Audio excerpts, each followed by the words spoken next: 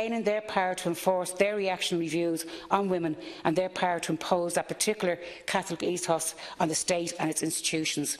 They were quite happy with the status quo. That is, abortion can take place outside the state, or indeed, women can take online abortion pills without medical supervision. In fact, in the last week of the campaign, as they saw the writing on the wall, they changed tack to say the 8th could possibly be amended to account for what they termed hard cases, fatal fetal abnormalities and rape. Noticeable about the campaign was a relatively low role of the Catholic bishops as far as their public campaign went. Yes, they used the pulpit and held prayer vigils in churches, but most people do not go to church nowadays, especially young people. This was a recognition, I believe, of the fundamental change which has taken place in society and the limits now of their former power. This is a victory for those men and women who have long campaigned not just on abortion rights, but on contraception, divorce, gay rights, liberal rights, equal pay, etc. It is at the same time a massive defeat for the forces internationally who want to roll back the clock on women's rights. I hope that the many thousands of women and men in countries like the Philippines and Argentina who are under the same strict rules that we were under constitutional legislation gives them hope for change in relation to the yes vote in Ireland on Friday. What do we need to do now? We met yesterday with the Minister, a number of TDs. Obviously, we need the proper sex and relationship education for young people in our schools. I think it should be part of the curriculum. It should be delivered by trained teachers in our schools, working in catchment areas with age-appropriate education. We need freely available contraception for both men and women. All services funded by the state should be owned, controlled and run by the state in the interest of all, regardless of faith or lack of it. I think these are going to be the political battlegrounds that will take place in the future. I just want to finish up by saying yesterday Claire Daly spoke very emotionally about the campaign and why we're here today. She mentioned organisations like the IFPA, the Well Women's Centre, the abortion clinics in Britain who helped Irish women and paid for them to have abortions in Britain. She mentioned Alva Smith, which I think should get a mention. But I think what I want to put in the record in the Dáil is, in fact, the role that Claire Daly played in this, because she didn't recognise that herself in her contribution. I think she's played a key role, and I'm very proud to be part of that with Claire and Mick, Richard, Catherine Murphy, all those people who supported the legislation we put down. So all I can finish off with saying is that onward to a modern secular Ireland, both north and south, and I hope the people will continue in their struggle to change Irish society. Next call on Deputy Hildegard Naughton. Could I just advise the House and maybe respectfully suggest if we could curtail them to about 4 minutes, because I have to take the Minister at 10:25. Can I share my time just the last minute or so with Minister Madigan? Is that okay? Thank you. Yeah, it's a matter for yourself. Yeah, thank you. So as someone who is a member of the Oireachtas Committee on the 8th Amendment, I'm particularly pleased to speak on this debate this morning. This referendum for me wasn't about winning or losing, though that is the obvious outcome of such referendums. It was more about an acknowledgement of how informed debate can change society, how the expert, and I stress expert evidence given to the Citizens' Assembly and then the Oireachtas Committee changed people's perceptions and minds. It also showed what politicians can achieve when they leave their biases outside the door of a committee room and agree to do what is best for the women of Ireland, no matter how much that might conflict with the previously stated position. I think we in this House have to learn a valuable lesson from this referendum. The lesson is not to dismiss every suggestion that arises because of some intrinsic bias that we hold. The lesson is to listen more and speak less. The lesson is to gather and analyse the evidence and respond accordingly. That is exactly what happened in this particular case, and look what has happened. While I would like to thank my colleagues on the committee, they will excuse me if I reserve the vast majority of thanks and praise for our citizens. These are the people, men and women, but mostly women, who have worked for this result for decades. I want to praise those who showed huge bravery by telling their own personal and very intimate stories. Stories that resonated with people up and down the country. Stories that were communicated to people as they canvassed house to house. Stories people remembered and translated into a yes vote in the ballot box. I also want to thank the Together for Yes campaign, who did Trojan work on the ground, who were so well informed and such an impressive group who worked tirelessly on this campaign. As a TD for Galway West and South Mayo, I have to mention Savita Halapanavar. No matter how people tried to spin it, the expert evidence is that the 8th Amendment was most definitely a contributing factor to her death. Professor Arul Kumaran, who conducted the case review, gave clear and concise evidence to the committee in that regard. I want to acknowledge Savita today and to also thank her family for their dignified contributions to this referendum debate. I want to acknowledge the clear leadership given by our Minister for Health, Simon Harris.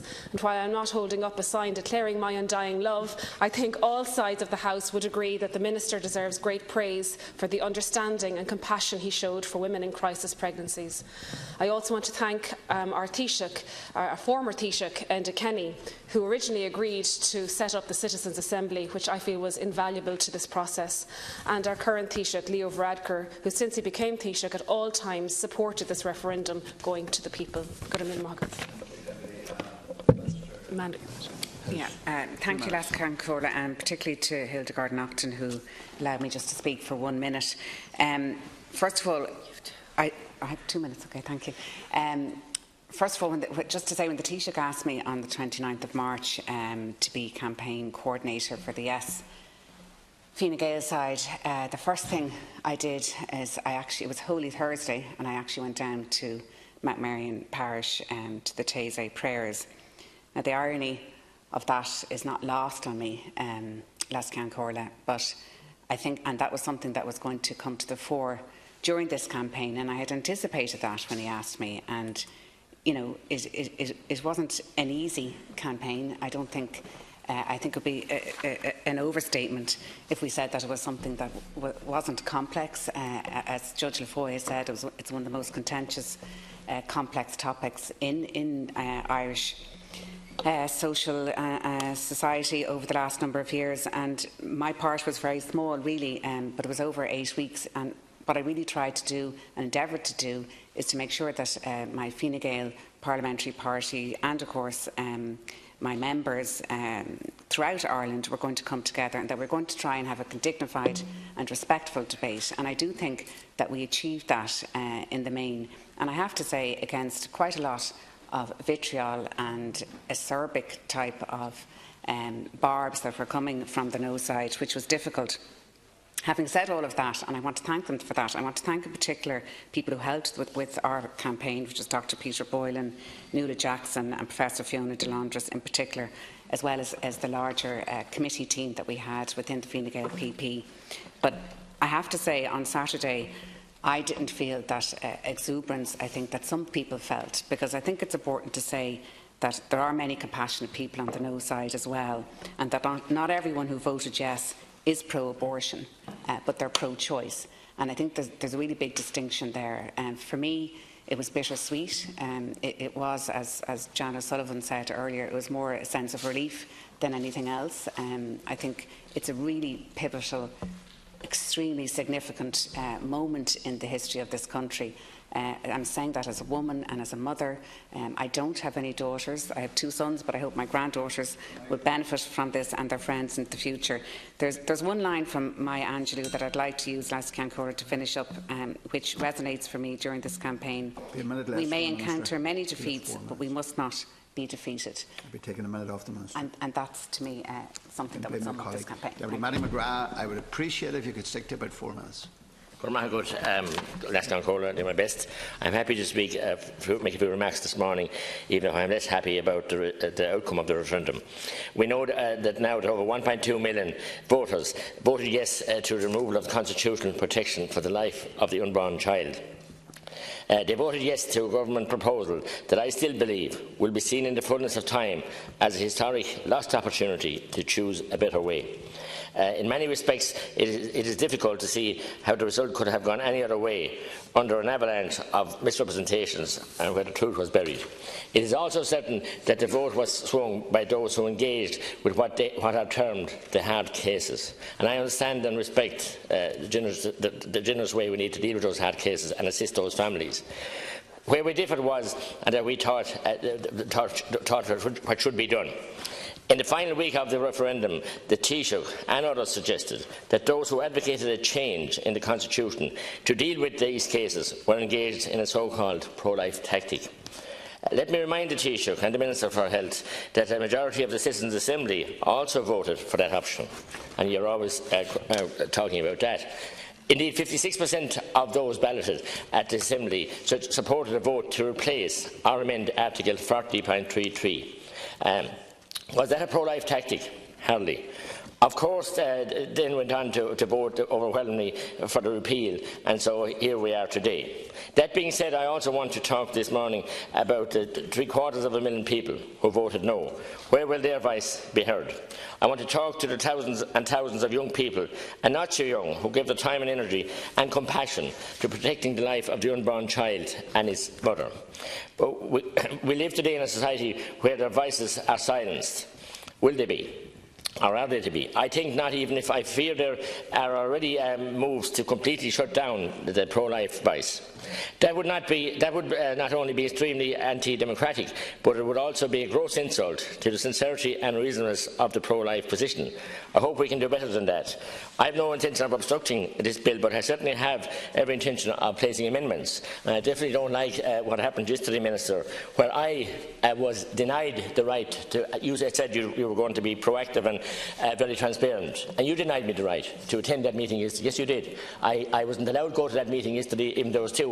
You'll find out, Minister. I spoke to your top person, and they had no problem. And I came back and said you didn't want me there. Is that the way you're going to go forward? But look, we're used to those kind of deceits and trickery from you.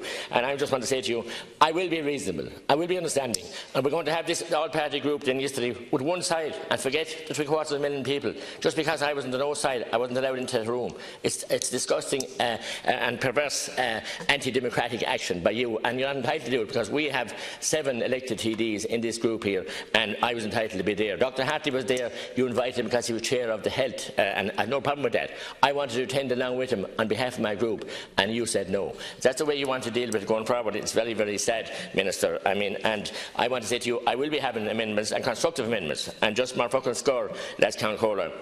I want to thank the groups, the pro-life groups, the Save the Eight, and indeed the Life Institute, and all the groups that work so hard and diligently. And while there might have been frayed tensions at the edges of all sides, the debate was respectful, and I appreciate that. And I want to thank those groups who had the courage and bravery to go out. All the people, I'm not going to mention names, but we know who they are. They know who they are. They work tirelessly. They're down, but not out, and they'll be back, and they will be fighting for the good and the life issues on into the future. Deputy Thank you. I'd like to start by take Deputy Evan Ryan and then the Minister. I'd like to start by thanking the Irish people for the resounding yes vote they cast as a nation last Friday. We have come so far since 1983, when the pulpit ruled and we were beholden to the threats and fears of a vengeful creed. Looking back now, it's hard to imagine, but Ireland back then was very different from the modern, globalised and informed country we have today. An information deficit left a void filled by dogma and shame. Free secondary education, introduced in 1967, had a radical effect upon our culture, social mobility and our economy. Education and the freedoms arising from it was the preserve of those who could afford it, and at the time fewer than half of those aged 15 were still in school. What this did was establish across society educated population. We have an electorate that are informed, engaged, compassionate and aware. The eighth was sold as a way of protecting unborn life. But what were they protecting the unborn from? From women. When you consider it, it's a terrible way to think of women, the very women that bore us and continue to bear the children of Ireland. The consequences of the eighth have been discussed at length, the 9 a day, the 3 a day taking the abortion pills, and those today who will have the diagnosis, the brutal diagnosis of a fatal fetal abnormality. However, the principle of power and control over women is not erased in spite of the huge vote in support of the 36th Amendment. We have quite a way to go. This is not just an aspiration for a society of participating equals. We need to atone for wrongs that were done to so many for so long, and to address the imbalance that persists within this House. We have heard much disturbing commentary in here over the last few months, leading to the referendum campaign, suggestions that women were doing grand, and that the head of Glanbia and the head of FBD is a woman, and that the head of the National Transport Authority is a lady, I quote, and I heard, and the head of the Road Safety Authority is also a lady. Well, good luck to them. And I say, what on earth was the point of using them as examples and as weapons against other women? Wouldn't we look well in here speaking about a subject about men where they were directly suffering? Sure, the Taoiseach is a man, and the leader of the opposition is a man, and the President of Ireland is a man, and the head of the Institute of Obs and Gynae is a man. So men are clearly doing grand. What would be wrong with you? Imagine if we said that in this House. Some of this commentary regarding abortion involved nods towards misogyny and prejudices that were not reflected in their own local ballot boxes. If people are feeling sheepish now, feeling out of step with their electorates, they should be. The insertion of the eighth into the Constitution is far more what they sold it as. It was sold and designed to exert power and wield control over women.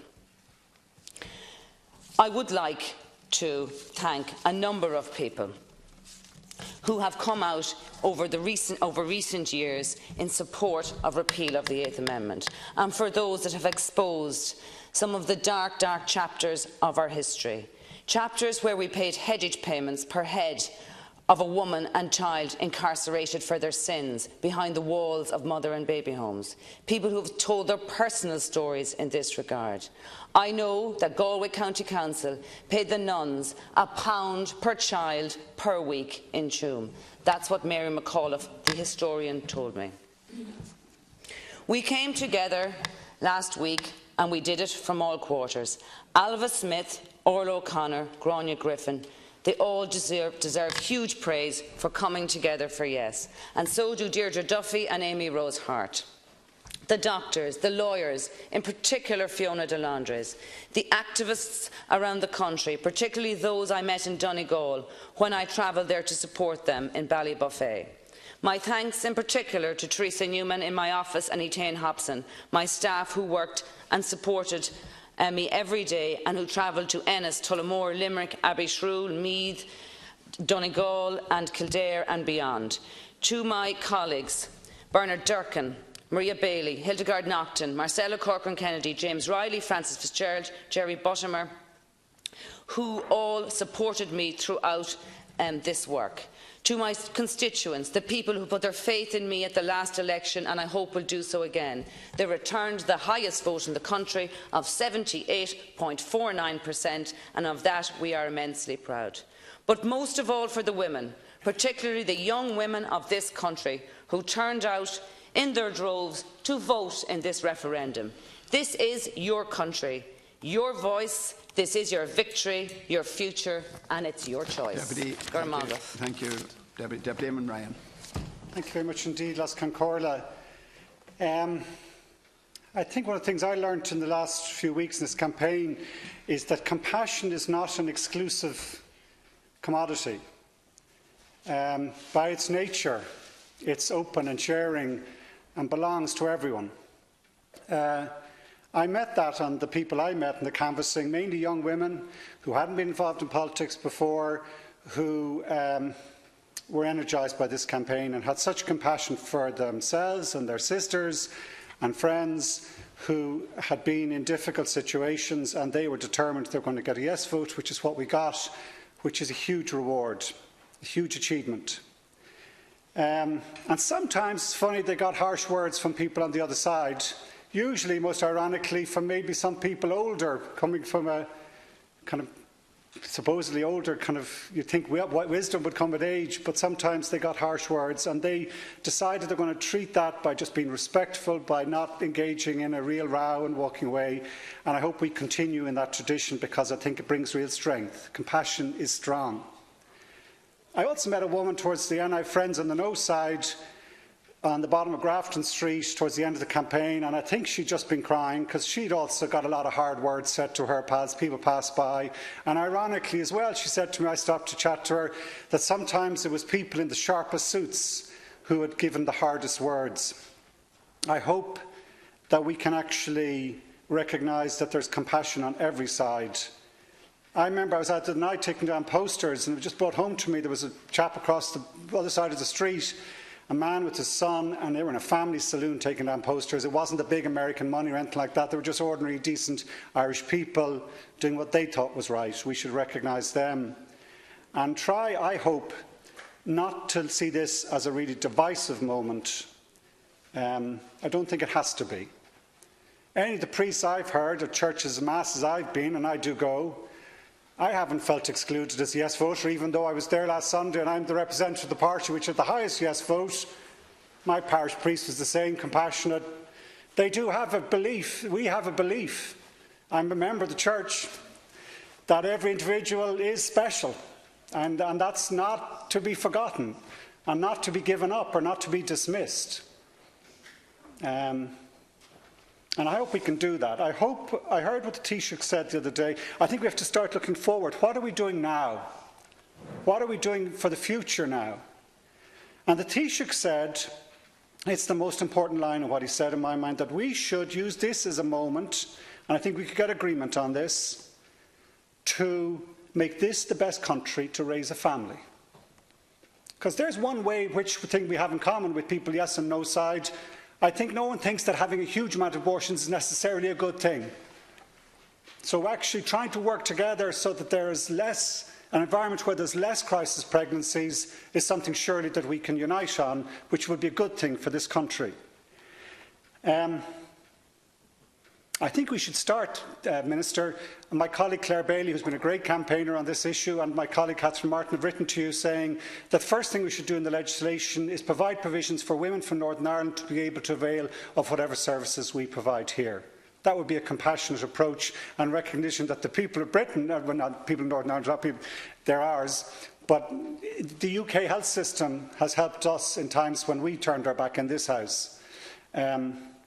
Secondly, I think actually we should concentrate on the real things that make it difficult to raise and think about having a child, whatever type of family, and it should be all sorts of different types of families, not one being better than another. But you can't have any sort of family if you don't have a home. And if, I'm sorry, all the words about how great we are now, what a brilliant, compassionate country we are now, I'm sorry, it stuck in my craw. It's a slight taste of the new kind of craw-thumper world. How brilliant we are, how compassionate we are, and we can't build homes for our people. And we have an economy which is not about the family, it's all about growth, it's all about profit, it's all about greed in my mind. I'd love to see that sort of sense of compassionate revolution and change in terms of what we do, so that every pregnancy can, what Nell McCaffrey I thought was brilliant in this campaign, is that sense of celebration, and a sense of wonder, and a sense of excitement, a sense of joy. That's the scale of the response we should make here, rather than just patting ourselves on the back, how brilliant we are at the moment. Aren't we a great country? We are a great country. I love this country. But I think just to be slightly careful that we don't lose the run of ourselves, and that we don't lose compassion for all sides and all people in this country, which is what makes it a great country to be in. Thank you. I now call on the Minister to conclude. Thank you very much, Lascian Corla. In January, when I addressed this House on the report of the Joint Committee on the 8th Amendment, I spoke of some of the dark moments in our country's history, and in particular, our treatment of women in this country. Today, I address this House in what I believe promises to be a brighter Ireland. The people have spoken, they have spoken clearly, and they have spoken in large numbers, and they have said, we care. The women I have spoken to since last Friday's historic step for our country feel that their fellow citizens have voted to tell them that they are trusted, that they are valued, and that they are equal. I'm so proud of the Irish people. We've had a number of referendums to bring about social change in this country over the years. We've had referendums on the children's rights, on divorce, on marriage equality, and now on the 8th Amendment. And each and every time, the people of this country have seen through the scaremongering and have voted with compassion and with care to the fore. This referendum for me was always about much, much more than just giving the Oireachtas the power to regulate termination of pregnancy. It was about shouldering our responsibilities as a country and making sure that compassionate healthcare will be provided to women at home in Ireland at last. It was about women's rights. It was about respect. It's about consigning a misogynistic legacy to our country's history books. It's about maturing as a tolerant, non-judgmental, inclusive republic. I want to acknowledge the unwavering work of so many women over so many years, some since 1983 and before, in campaigning for this day to come. They worked so hard for so long, and I wonder on occasions they must have wondered, will the day ever come? I want to acknowledge the work of women and men in other parties and political groupings here who have campaigned long and hard for this across many, many Dáils. I want to acknowledge Claire Daly, who's been quite a legend in this area. It pained me as Minister for Health to come into this House and not be able to accept the bills she was putting forward because of the constitutional barrier that was the 8th Amendment. I want to acknowledge that parties like the Labour Party and people within the Labour Party like Senator Ivana Bacik have been working on this issue for years, long before it was popular. I want to thank and commend the Oireachtas Committee chaired by Senator Catherine Noone, which worked on a cross-party basis, didn't engage in this punch and Judy partisanship, shouting at each other because we wear different jerseys, and really just rolled up their sleeves and got down to tackling the issue. They have served our country well. Most particularly, I want to acknowledge Together for Yes, who I'll be meeting today. They built an incredible coalition of compassion right across our country, and they fought so hard to deliver the result we got. I think today of the group Terminations for Medical Reasons. I think of the times I sat in rooms with them and we shared tears as they told their stories. They shaped my views. They shaped the views of so many who felt that we were adding to their cruel, painful tragedy by making them travel. I want to thank Amanda Mellett. I felt so inadequate as Health Minister, having to sit in a room with Amanda and her partner James and only be able to say, I'm sorry. As a result of the bravery of people like Amanda, we can now take action in this country. I want to think of Savita. I want to think of her parents. I want to think of her husband. I want to thank her parents for speaking out.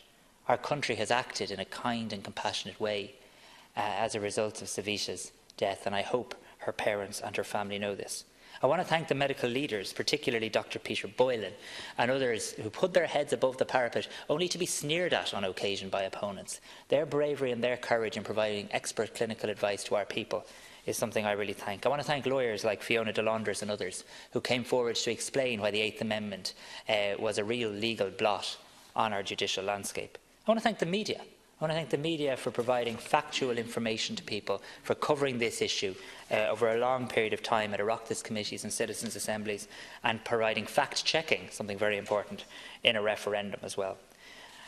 When I voted last week, though, I thought of all of these people, but I also voted thinking of the women in my own life, thinking of my mum, my sister, my wife, them and others who had to endure the vile posters with personalised attacks aimed at me and others across this country. The people have spoken, and now we need to get on with our job. I'm eager to implement the will of the people without delay. I've brought a memorandum to government this week and received approval to draft the bill to regulate termination of pregnancy. This bill will be in line with the bill that was put before the people when they cast their votes last week. I want to thank the opposition for engaging with me yesterday. I think it's so important that we continue to work in a bipartisan fashion. I think if we do that, we can get this bill published before the summer recess, through this House by the summer recess. Health spokespeople were invited. You're certainly not one of them. And I want to thank,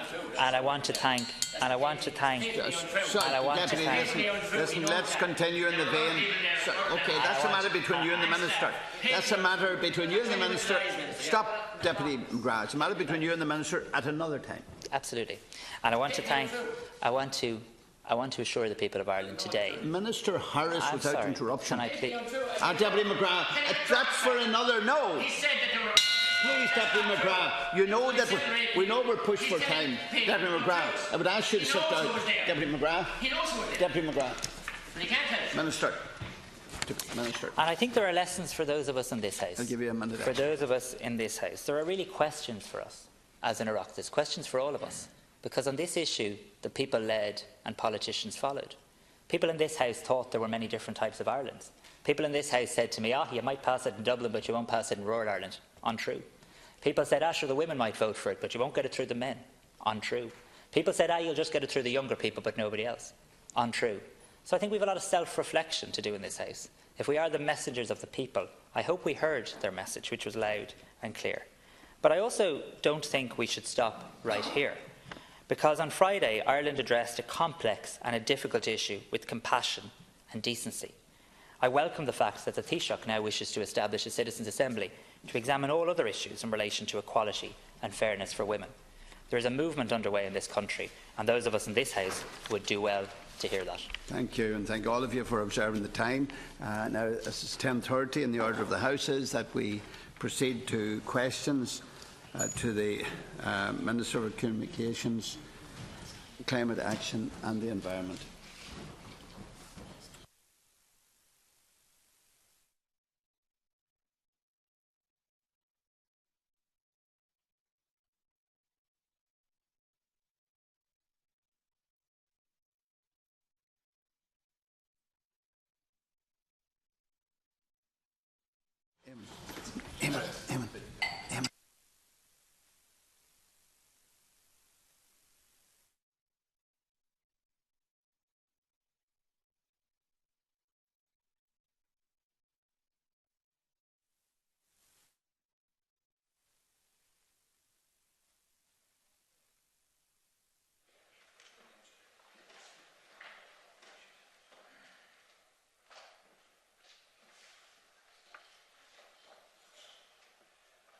Okay, members, we're going to go with questions to the Minister for Communications, Climate Action and Environment.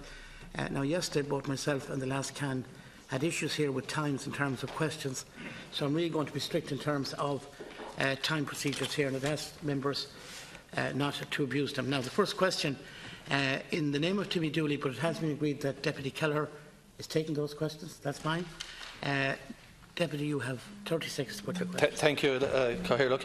I would just like to ask the Minister for Communications his plans to facilitate the implementation of the An Post new vision programme, the deadlines by which state services will be rolled out to An Post network.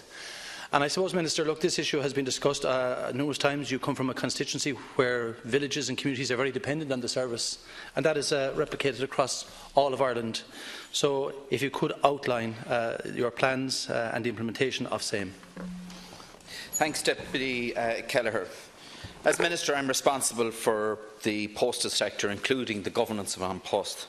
I am acutely conscious of the value placed by communities in both urban and rural areas on services provided by post offices. I am concerned to ensure the future needs of those communities continue to be met. As part of its strategy for modernising the post office network, An Post has established a dedicated business unit within An Post Retail. An Post's recent announced vision for the post office network centres around the availability of new services in a modernised, revitalised network. In fact, the company has announced an investment plan of €50 million in the post office network across the country, which is equivalent to €45,000 per post office. Such services will include a better range of government services, financial services and e-commerce services for shoppers and small businesses. The announcement by An Post is supported by an agreement reached with the Irish Postmasters Union executive following 3 months of intensive negotiations chaired by Mr Turlough O'Donnell, which subsequently has been endorsed by 80% of the IPU membership.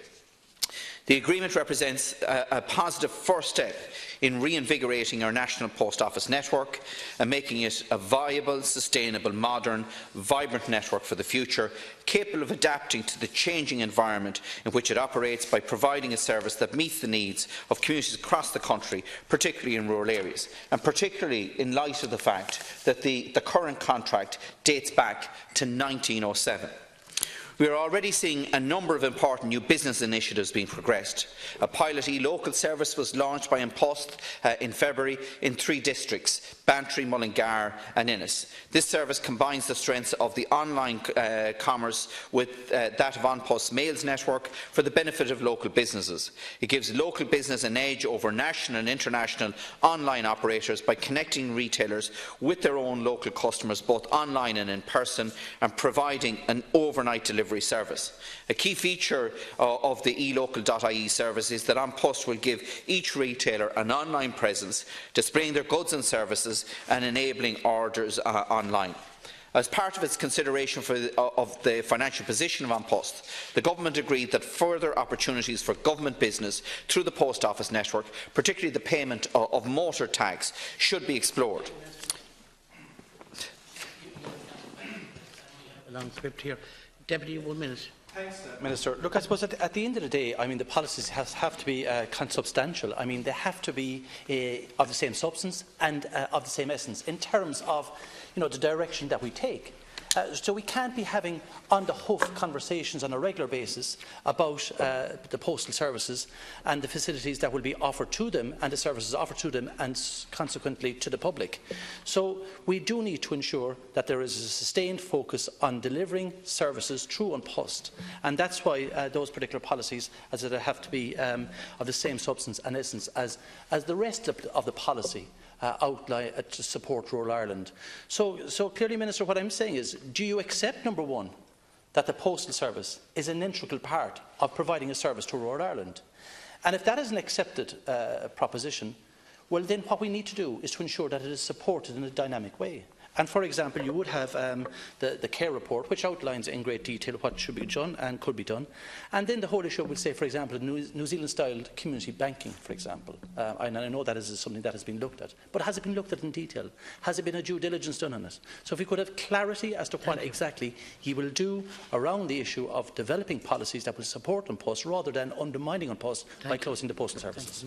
First of all, I'm not in the business of undermining An Post, and the Dáil record of my years in this House will clearly show that. In fact, I'm one of the 6 of the 266 members of the Oireachtas that bothered to make a submission to the Kerr report when that was sought at the time. I've made it crystal clear that there will be no compulsory post office closures in this country. Viable post offices cannot close unless there is an opportunity for someone else to take that business over.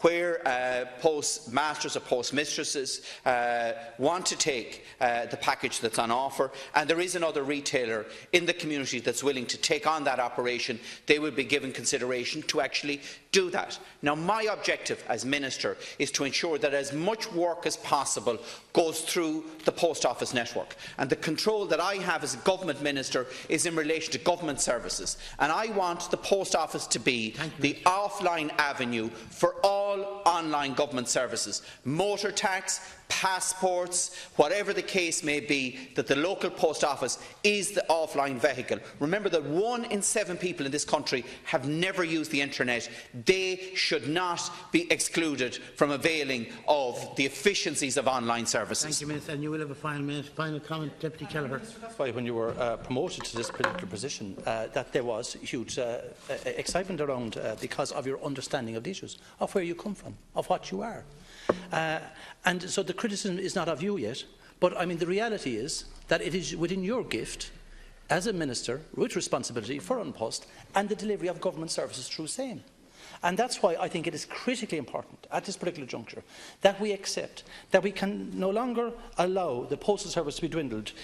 345 post office closures between 2004 and 2010. 24 net closures between 2011 and 2014, and since March of 2014, Minister, 16 offices have closed, 1.4% of the overall network. And since 1998, there are almost 1,000 contracted post offices closed. So, there has been a continual reduction of the number of post offices out there. Now, we can understand that there isn't a demand for what was there previously because of the changes in how we live and technology and advancements the same. But at the same time, there is a critical part that would suggest that if you go below a critical mass, well then the postal service will just diminish and will be unable to deliver any form of service. So we have to stop and arrest that decline and now reverse that with investment in terms of services through An Post. Deputy Kelleher, 1, I agree wholeheartedly with you. 2, since I was appointed minister, you can count on one hand the number of post offices that have closed. 3, 18 months ago, the Chief Executive of An Post came in to my office to tell me that within 30 weeks the company would run out of cash, wouldn't have money to actually pay salaries. And we can't have any post offices unless we have a viable company. That was my first priority. We have put it on a viable structure now. My second priority is to ensure that we get government services in. And it's my intention within the next couple of weeks to bring a memorandum with Minister Donoghue to government to look at how we can put new government services through the post office network. We're already piloting that. Minister Ring has given me €80,000 through the Post Office network to look at this digital assist pilot, because it's not just about government services, but take websites like bonkers.ie and switcher.ie that mean that people can get a saving of up to €300 on their electricity bill.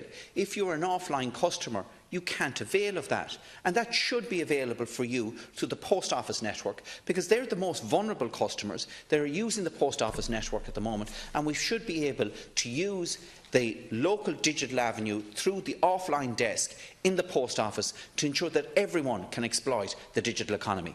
Thank you very much. Now we'll move to Kesh Doe and the animal. Deputy Stanley, 30 seconds. Thanks, the question I'm asking here is regarding the replacement of the National Mitigation Plan, Minister. And it's not just my view of it. I mean, at the moment, it's just not working in terms of getting us to where we need to go to. Antashka said that's fundamentally flawed, that should be withdrawn. Friends of the Earth said it's not fit for purpose. Stop Climate Chaos said that it needs to be radically reviewed. What action will you now take, Minister, to redraft that plan or to reinvigorate that plan, because it's just not doing it for us? Thank you. And we all have to take action on this. Thank you. 2 minutes, Minister. Thank you, Deputy Stanley. Meeting Ireland's EU targets to reduce greenhouse gas emissions by 2020 and 2030 will be extremely challenging. The latest projections of greenhouse gas emissions published by the EPA this morning indicate that emissions from those sectors of the economy covered by Ireland's 2020 targets could be between 0% and 1% below 2005 levels by 2020, in the context of a target that emissions should be below 20% below the 2005 levels. While this is deeply disappointing, it is not surprising given the recent pace of economic growth, the consequential increase in emissions from the agriculture and transport sectors in particular. The projected shortfall in our targets is further exacerbated by the constrained investment capacity over the past decade due to the economic crisis. For 2030, the recently agreed EU effort sharing regulation sets out binding annual greenhouse gas emission targets for each member state for the period 2021 to 2030. Ireland's target under this regulation will be for a 30% reduction on 2005 levels of emissions by 2030. This is where we must now focus our efforts on to ensure that at the absolute minimum we meet our 2030 target.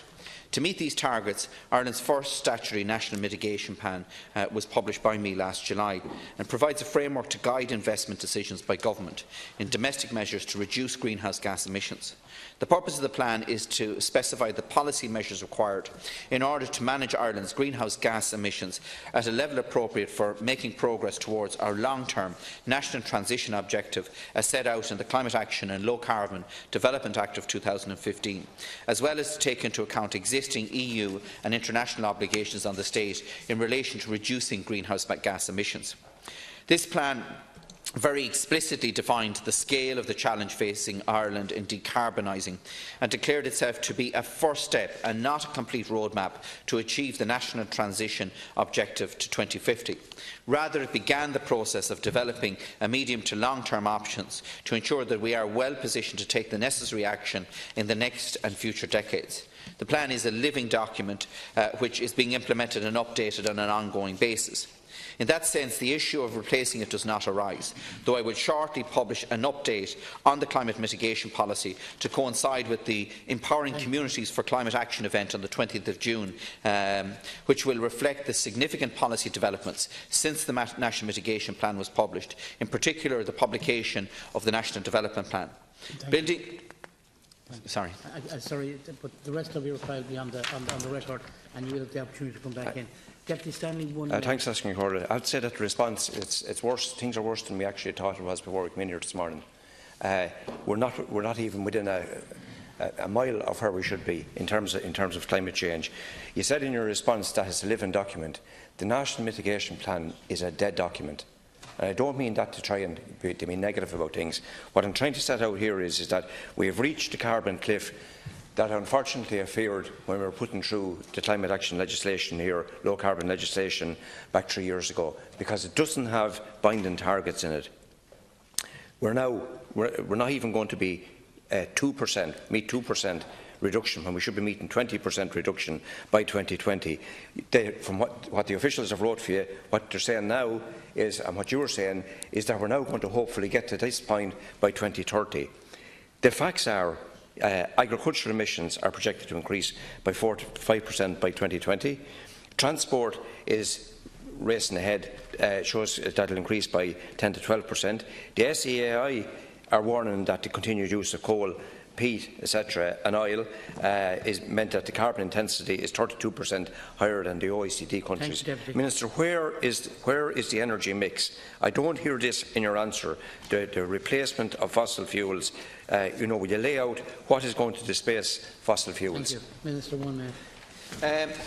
Look, Deputy Stanley, absolutely the figures are deeply disappointing.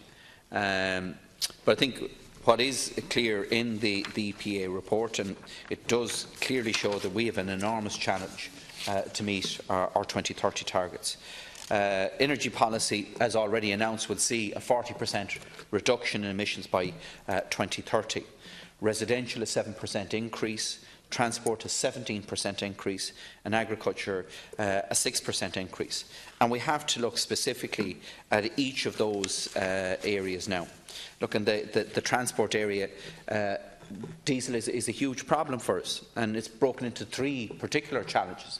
One in relation to commercial freight, and as you know, last week I launched the first CNG filling station in Ennis for Clean Ireland. There's 80 of those going to be rolled out across the country, and we need to look at CNG as a transition fuel to biofuel. In relation to city travel, as part of the first ever clean air strategy that we're looking to publish soon, we're looking at a system similar to that to be introduced today in Hamburg, which imposes a ban on older diesel cars in city centres. And I think we have to look at mechanisms now to drive the step change that we need if we're going to achieve our 2030 targets. Thank you very much. Final comments, Deputy Stanley. From that reply, we're not moving quick enough. There's been a succession of pilot schemes, and what I'm saying to you here this morning is that all we're doing is scratching the surface. There's a total reliance, and I mean, according to the National Mitigation Plan 2017, that restates the government commitment to replace fossil fuel. But it's natural gas is what you're relying on, and Corrib has less than a 10-year lifespan at this stage. We're going to rely on imported gas and onshore wind.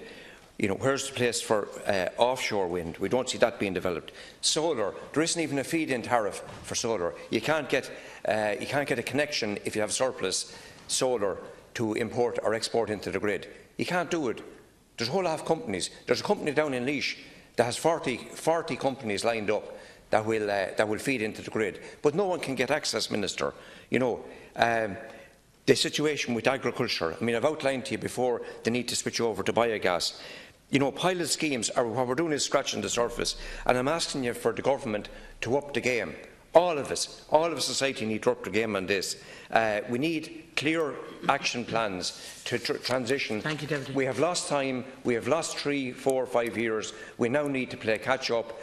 We now need to make a serious start at moving from fossil fuel over to renewable energies. Thank you. Final comment, Minister. I reject that comment, Deputy Stanley. First of all, €1 in 5 on the National Development Plan is going to be spent on climate related. The National Planning Framework specifically targeting brownfield growth. We have a 65% loading of wind on our grid, the highest anywhere in the globe. Moneypoint is going to be decommissioned by 2025. We'll be one of the first countries in Europe to take coal out of our system. We're banning smoky coal, one of the first countries again in the world to ban smoky coal from the back end of this year. Peat will be taken out of power generation by 2030. The support scheme for renewable heat will hopefully go live in the coming weeks, which will support biomass and biogas. The broadband plan is going to be built out over the coming months, and that will have a direct impact in relation to transport emissions. We're talking about zero emission, a ban on non-zero emission cars from 2030. We're banning diesel in new buses from 2019. 2019. The Climate Action Fund that we announced yesterday, €500 million for that. The Smart Farming Programme, which sees a 10% reduction in emissions, is being scaled up this year. We've genotyped 1 million beef animals over the last number of years. The Warmth and Wellbeing Deep Retrofit Pilot Scheme is being expanded nationwide to the Warmer Home Scheme. The carbon tax report will be presented before the budget of this year. We've introduced BIK relief on electric vehicles, reduced toll fees, supports for taxis, supports for government and business converting over to EVs. We're improving the charging infrastructure. We have established Bordnamona Bioenergy. The fossil fuel divestment bill is going through the House. We have the Lewis Cross City, the Bus Connects programme, public sector energy efficiency scheme, which means that the public sector can now hold on to the energy savings that we make. We're replacing public lighting across the country. We're rolling out CNG filling stations across the country. We've established local authority climate action offices. We've implemented the Kigali Protocol and funding for that. We're rolling out brown bins across the country and addressing the issue of food waste. All of this has happened in the last 2 years since I was appointed Minister. While there is no, I suppose, limit on time for priority questions, I would appreciate if everybody kept somewhere within the limits. And I do understand you're trying to get a message across, Minister, and I'm reluctant to interrupt you. Now, will Lanrish Riles Kesh at 3? It's in the name of Deputy Dooley, and as already agreed, Deputy Keller has taken the question. 30 seconds to put your question. And clearly you don't want to interrupt the Minister for the reason that he's not a constituency colleague, or is it the message he's delivering? Well, there's manners too. Constituent, yeah. First of all, Minister, I'd just like to ask you with regard to the climate action, and could you provide an update on the renewable energy support scheme and the date by which it will be launched, if you'll make a statement on the matter. And just referring back to Deputy Stanley's question, look, I mean, while you outlined an awful lot of progress, the reality is we're still behind our targets. So while progress is being made, enough hasn't been made so far, and we are now in peril of putting the country in a position where it could be in breach of agreements already made. Thank you very much, Deputy Minister. 2 minutes. Is in breach, yeah. Well, it will be in breach by 2020 in relation to emissions. The 2015 Energy White Paper presents a long-term strategic vision that is intended to guide the direction of the Irish energy policy from now to 2030. It identifies long-term strategic importance of diversifying Ireland's energy generation portfolio and largely decarbonising the energy sector by 2050. My department is currently developing a proposed renewable electricity support scheme, which is designed to assist Ireland in meeting its renewable energy contribution out to 2030. And in addition, I would intend that the scheme will provide the opportunities for shovel-ready projects that can deliver for our 2020 targets as well. The new scheme will support the delivery of Ireland's national policy objectives, in particular the transition to a low-carbon, climate-resilient society as laid out in the National Mitigation Plan, the National Development Plan and Project Ireland 2040. In addition, the new scheme will deliver capacity-building supports for community-led projects, including financial, technical and legal assistance, along with community benefit obligations for all projects looking for support under the Renewable Electricity Support Scheme. The design of the new scheme included an extensive independent economic appraisal which compared the costs of supporting a range of commercial renewable technologies at various scales to ensure that the new scheme delivers value for money for energy users, whilst also delivering on energy pillars of competitiveness, sustainability and security of supply. The assessment also included analysis of the optimum financial support mechanisms for renewable technologies in line with the 2014 EU state aid guidelines. The analysis indicates that a number of renewable technologies have converging and in some cases overlapping cost ranges, and I note the continued falling costs of renewable technologies such as offshore wind and solar PV. I am keen that the new scheme encourages the diversification of renewable energy technologies in Ireland, while mindful of the need to minimise the costs on consumers through the PSO levy. At this stage, no final decisions have been made regarding the new technologies or scales to be supported under the new Renewable Electricity Support Scheme. The final design proposal will shortly be brought to Government for approval, including the overall costs and technologies to be supported. Subsequent to the Government decision, a formal application for state aid clearance will be submitted to the EU Commission and the scheme is expected to open in 2019. In parallel with the development of the RESS, I am also developing a pilot scheme on microgeneration which will be launched later this year and will target domestic households and self-consumption. Well, look, Minister, SEAI has assessed that it will cost states about 100 to 150 million for every percentage point we're under the 16% or over the 16% renewable by 2020, right? So, I mean, we are facing definite fines. So the key question is, what are we doing about it? And while we have the policies, it's the implementation of same is the key issue again here. And we have no difficulty in drafting policies in this country, but it is the delivery of same is the problem. So, for example, if you look at the Renewable Energy Support Scheme, the fact of the matter is we've been waiting a long time for the rollout of this particular issue. And, you know, there are certain, the refit scheme, for example, that has stalled. The biomass sector have been waiting on the support scheme as well. So there are key, very important issues and sectors within the sustainable sector that are waiting, literally waiting, for decisions to be made by you, by government, so that we can stimulate activity that can allow for a reduction in our emissions. Minister? I accept the frustration that you're expressing, Deputy Kelleher. Just to give you an idea, that when I went into this new department that had been formed, we had the clean air strategy, the wind regulations, the renewable heat, the renewable electricity support scheme, both in terms of microgen and broadening the renewable mix, the NBP, the flat rate bin charges, mitigation plan, adaptation plan, all sitting there trying to be progressed. And we have progressed all of those now, and we will be bringing a memorandum to Government in relation to the renewable electricity support scheme.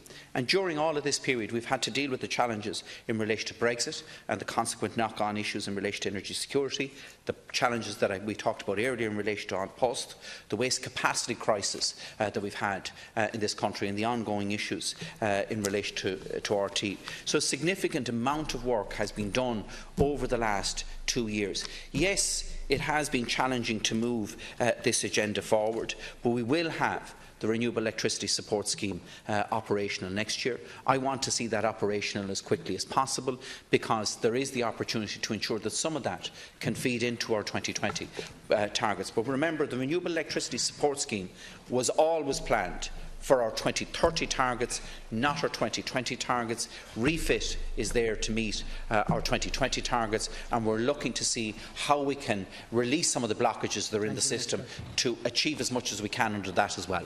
Thank you, Minister. Deputy, final comment. Yeah, well, Minister, carpe diem. I mean, look, we can't depend with definity on the future. I mean, like, you know, we can say it will happen, but there is one thing we can guarantee sitting here today, is that Ireland is facing fines, substantial fines, for failure to meet its targets. And there are key areas within the sustainable sector that need stimulation from government policy and government initiative. The biomass area, for example, PV solar, and many other areas. That will be key components in moving the economy to a reduced carbon emission dependency. And that's why they are waiting for government policy. We have major parts and sectors of the economy out there, so the private sector will respond. It will respond to stimulation.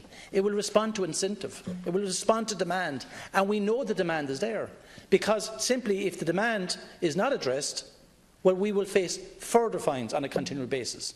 So I would just urge that rather than we just outlining the policies of what you've done to date and the greater plans into the future, that in the here and now we would actually start that stimulation process of the private sector so they can get on with investing in sustainable energy solutions for the broader economy. Thank you very much, Minister. Final comment. Deputy Kelleher, the support scheme for renewable heat, we expect to get approval in the coming weeks from the European Commission from that will stimulate the biomass sector. Prior to that, we established Bord na Móna Bioenergy, because there's no point having demand unless you have a supply chain, and that was established last year. is now. We're also going to support biogas, and I know it's something Deputy Stanley feels very strongly about, under the support scheme for renewable heat.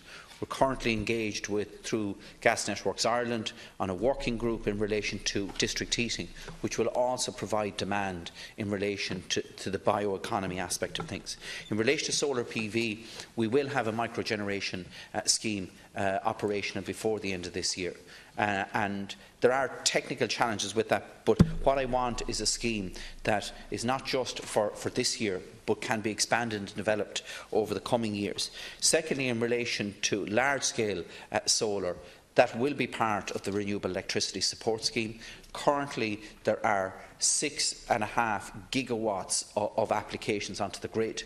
Just to put it into context, the total peak demand in Ireland today, and a cold winter's day, is 5 gigawatts. So we've actually more demand for connection than we can actually use on the heaviest loading day in this country at the moment. So the pent-up demand is large there, but we are never going to meet that scale of demand. But yes, we will be facilitating getting some of those onto the grid as quickly as possible. You have 30 seconds. We're going to ask the Minister about the poor broadband service and also the deteriorating mobile coverage in Tipperary and the measures that he would take to improve this. And Minister, the service broadband is non-existent in many areas, as you know.